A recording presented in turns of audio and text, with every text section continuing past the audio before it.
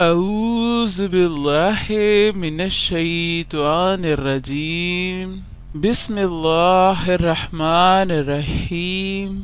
السلام علیکم بہنوں اور بھائیوں، آپ کا خوش آمدید ہے کہ انوار چینل میں، جہاں ہم آپ کو بتاتے ہیں خوابوں کی سچی اسلامی تعبیر۔ اور اب ہم آپ کو بتا رہے ہیں مختلف صورتوں کی تعبیر۔ اگر کوئی خواب میں سورت نساء کو پڑھے یا کسی کو پڑھتا دیکھے تو اس کی تعبیر جاننے کے لیے یہ ویڈیو پوری دیکھیے۔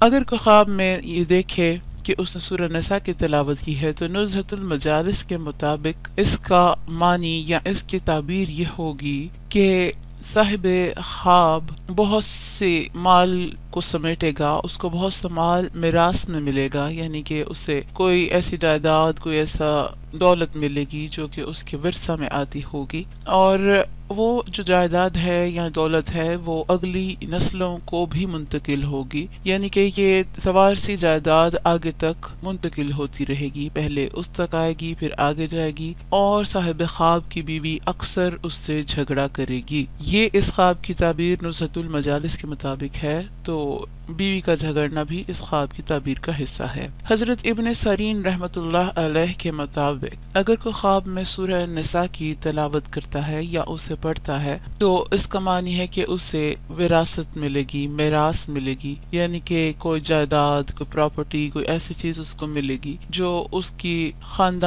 خاندانی جائیداد کا حصہ ہوگی، جو اس کو ورثے میں ملے گی۔ اس کے علاوہ اگر خواب دیکھنے والے کے لیے یہ ایک اچھا خواب ہے کیونکہ اس کی بھلائی چاہنے والے لوگ زیادہ ہوں گے، یعنی اس کا بھلا چاہنے والے لوگ زیادہ ہوں گے۔ حضرت ابراہیم کرمانی رحمۃ اللہ کے مطابق اگر کوئی خواب میں یہ دیکھے کہ سورہ نساء کی تلاوت ہوئی ہے یا کسی نے اس کو پڑھا ہے تو اس کا معنی یہ ہوگا کہ صاحب خواب کو بہت زیادہ مال ملے گا۔ تو اب دیکھ سکتے ہیں کہ مختلف ریفرنسز میں اس کا معنی مال کا ملنا ہی ہے، چاہے وہ خاندان کے تھرو ہو یا ویسے ہو، تو مال کا ملنا ہی اس میں کامن چیز ہے۔ زیادہ نعمت ملنا، یعنی کہ نعمت میں بہت سی چیزیں آ جاتی ہیں، اولاد ہو سکتی ہے، دولت ہو سکتی ہے، عزت ہو سکتی ہے، شہرت ہو سکتی ہے، تو زیادہ نعمت ملنا بھی اس کی تعبیروں میں شامل ہے۔ امید ہے کہ آپ کو اپنے خواب کی تعبیر مل گئی ہوگی۔ مہربانی فرما کر ہمارے چینل کو سبسکرائب کریں۔ شکریہ۔